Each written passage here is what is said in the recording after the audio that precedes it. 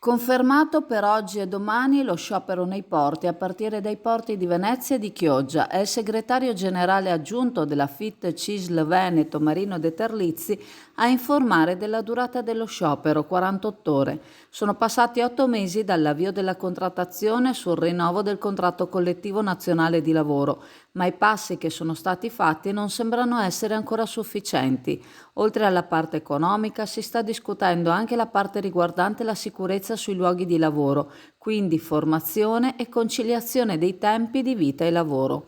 Inoltre si chiede di individuare fondi per favorire il pensionamento dei lavoratori più anziani e per favorire quindi il turnover. La richiesta dei lavoratori alle parti datoriali è di dare risposte positive in tempi brevi. Qui nel nostro sportello offriamo servizi di luce e gas, telefonia fissa e mobile per condomini, aziende e attività commerciali.